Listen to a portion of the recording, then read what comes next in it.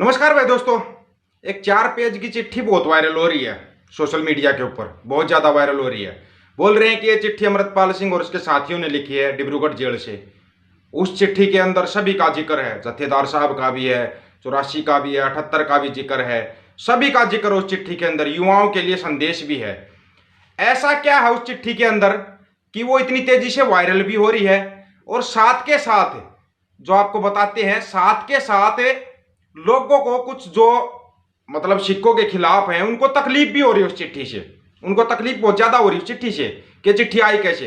जब से जिक्र चला है कि अमृतपाल सिंह और उसके साथी डिब्रूगढ़ जेल से आएंगे, पंजाब आएंगे, तब से है ना आए दिन कुछ ना कुछ नई चीज वायरल होती जा रही है। आए दिन कोई ना कोई एक नई चीज वायरल हो रही है और उसको दिखाया जा रहा है कि देखो ये वो है, ये ऐसे है। उस चिट्ठी के अंदर डेट भी लिखी हुई है, डेट भी लिखी हुई है 5/7/2023 डेट लिखी हुई है, बकायदा डेट लिखी है। डिब्रूगढ़ जेल भी लिखा हुआ है, सभी के सिग्नेचर भी हैं। सबसे पहले अमृतपाल के हैं, चाचा हरदीप सिंह के हैं, सभी के सिग्नेचर भी उसके अंदर, चाहे दलजीत कलसी है, सबके सिग्नेचर भी बताए जा रहे हैं कि भाई सभी ने सिग्नेचर किए हैं और बकायदा चिट्ठी लिखी है।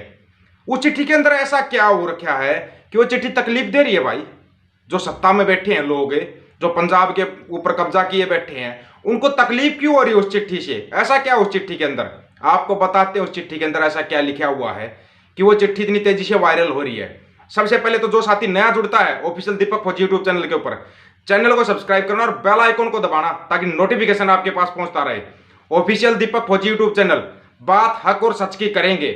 हक और सच की, किसी को तकलीफ होती है तो होने दो भाई। गोदी मीडिया को अंध भक्तों को तकलीफ वैसे भी रहती है हमारे से। अभी तकलीफ उनको होने लगी जो पंजाब को लूटना चाहते हैं, खसोटना चाहते हैं, जो पंजाब के हरियाणा के भाईचारे को खराब करना चाहते हैं, उनको ज्यादा तकलीफ हो रही है हमारे से। इतनी तकलीफ मत करो भाई, हम किसी को कुछ नहीं कह रहे, किसी को कुछ नहीं कह रहे, हम जो सच है वो बोल रहे हैं। उस चिट्ठी के अंदर जो जिक्र है, शुरुआत जो होती है वो सबको पता है, जहां से शुरुआत है, जो छोड़ा था वहीं से शुरुआत होती है। लेकिन चिट्ठी में है ना 1978 की बैसाखी तो बाद उसी सिख संघर्ष ਨੂੰ ਕੁਚਲਣ ਲਈ भी दरबार साहिब पर फौजी हमले करके ਅਤੇ सिखा दी राजसी ताकत ते 100वें श्री अकाल तख्त साहिब ਨੂੰ ढह ढेरी किया गया। चिट्ठी के अंदर लिखा हुआ वो बता रहे हैं आपको, ध्यान से सुनते जाना। ढह ढेरी करके संघर्ष के नायक संत जी ਨੂੰ शहीद करके हुकूमत को भरम था कि सिखों को दबाया जा सकता है। इतिहास गवाह है सिखों ने ऐसे हमलों का मुंह तोड़ जवाब दिया है। ये सच्चाई है। कभी मुगलों ने हमला किया, कभी अंग्रेजों ने किया, किसी ने भी हमला किया है, लेकिन सिखों ने ना ऐसा मुंह तोड़ जवाब दिया है। मुंह तोड़ जवाब तो गोदी मीडिया को भी दे रहे हैं, और जो हाले की सरकार है इसको भी एक बार नहीं कई बार हिला चुके हैं सिख, कई बार हिला चुके हैं। आपको पता होगा, आपको याद नहीं आया हो तो याद दिला देते हैं एक बार। प्रधानमंत्री साहब को उनके कार्यकर्ताओं ने रोका हुआ था, उससे कुछ किलोमीटर आगे किसान बैठे हुए थे, लेकिन प्रधानमंत्री साहब ने वापिस जाके एक फिल्म बनाई थी कि बताना तुम्हारे मुख्यमंत्री को कि मैं जिंदा लौट गया हूं। आज तक उस एयरफोर्स के ऑफिसर का नाम किसी के सामने आया हो तो बता दो, जिसके सामने ये बात प्रधानमंत्री साहब ने कही थी। आया किसी के सामने? किसी के सामने नहीं आया है। तो ऐसे ही होता है। वो अमृतपाल सिंह और उसके साथी आएंगे तब आएंगे, कानूनी प्रक्रिया है वो चलती रहेगी। लेकिन जो चिट्ठी के अंदर लिखा हुआ है वो तकलीफ क्यों दे रहा है? तकलीफ क्यों दे रहा है? उसके अंदर बात करते हैं जत्थेदार साहब की। जत्थेदार साहब के लिए क्या लिखा हुआ है वो भी आपको बता देते हैं। जो जत्थेदार साहब के लिए लिखा है, सिग्नेचर है बकायदा भाई। वो चिट्ठी जो है डाल देंगे ऊपर, उसके ऊपर लिखा दे डाल देंगे। आप पढ़ लेना, उसको आराम से पढ़ लेना, आपकी समझ में आ जाएगा उसके अंदर और क्या क्या लिखा हुआ है। रिहाई की खबर के बाद अमृतपाल सिंह ने जो चिट्ठी लिखी है, साबका जत्थेदार ज्ञानी हरप्रीत सिंह के नाम भी लिखा हुआ है। उनको चिट्ठी में किया ज्ञानी हरप्रीत सिंह का कोटान कोट धन्यवाद, और कई बहुत सी गुप्त बातें जिसे सुनकर आप लोग भी हैरान रह जाओगे। उन्होंने बताया जो ज्ञानी हरप्रीत सिंह ने उनके लिए आवाज उठाई थी, सहयोग किया था, वकीलों से बात की थी, जिसका खामियाजा उनको ना अपना पद से हाथ धो के भुगतना पड़ा था। क्योंकि बादल परिवार नहीं चाहता था, बादल परिवार नहीं चाहता था कि वो बाहर आए। समय की जो सरकार है, चाहे वो आपके भगवंत मान है या कोई भी, वो भी नहीं चाहते कि बाहर आए वो लोग, जितने भी सिंह हैं। लेकिन संघर्षों को दबाया नहीं जाता कभी भी, और ना ही आप दबा सकते, ये याद रखना। उसके अंदर मेजर का, खंडा भाई का, सभी का जिक्र है जो शहीद हुए हैं, उनके लिए भी बोला गया है कि कोमुल को शहीद मानिए, उनके लिए भी लिखा गया है। और विशेष बात जो लिखी गई है युवाओं के लिए, युवाओं के लिए भी लिखा गया उसके अंदर, आप पढ़ सकते हो उस चिट्ठी को। उसके अंदर युवाओं के लिए भी एक मैसेज लिखा हुआ है। मैसेज में जो लिखा है उसके बाद बताते हैं, जो समय की सरकार के लिए लिखा गया ना वो भी जरूर सुनना चाहिए आपको। युवाओं के लिए मैसेज लिखा गया है कि आप नशे से दूर होइए, जो आप नशा करें नशे से दूर हो जाओ। जितने भी युवा हैं नशे से दूर होके गुरु के नजदीक लगो, अमृत छको, त्यार भर त्यार रहो, त्यार भर त्यार रहो। आपको एक चीज मैं बार बार बताता आया था, सोशल मीडिया के जरिए बताई, वैसे फोन आते तब भी बताते हैं कि पंजाब के ऊपर बहुत बुरी नजर है, बहुत बुरे तरीके से नजर है। और जिस बनिया को आपने सत्ता की चाबी दी है ना, वो पंजाब को इतना खोखला कर देगा कि जैसे है ना जापान के अंदर हिरोशिमा और नागासाकी बम गिराया गया था, कई साल तक बच्चे अपंग पैदा होते रहे थे, उससे भी बुरा हाल होने वाला है पंजाब का, उससे भी बुरा। जिस बनिया को आपने सत्ता की चाबी दी है, क्योंकि आप कहोगे कि नहीं मुख्यमंत्री तो हमारा है, तो मुख्यमंत्री आपका नहीं है, एक मुख्यमंत्री रोबोट बैठा हुआ है, वो रोबोट है।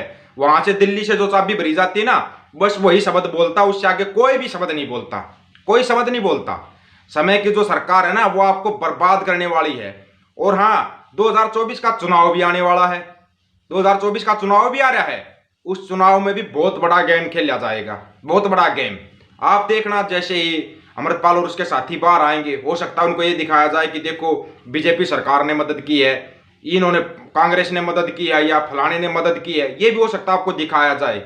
किसी सरकार ने कोई मदद नहीं की है, ना कोई आम आदमी ने, ना कांग्रेस ने, ना बीजेपी ने, किसी ने मदद नहीं की है, किसी ने भी मदद नहीं की है।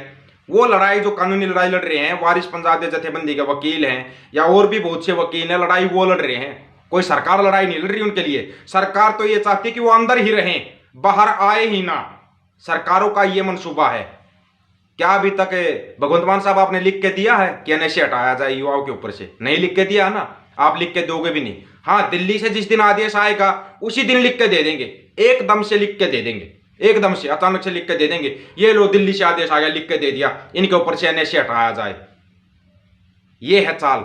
इस चाल को ना थोड़ा शांति से समझो, शांति से।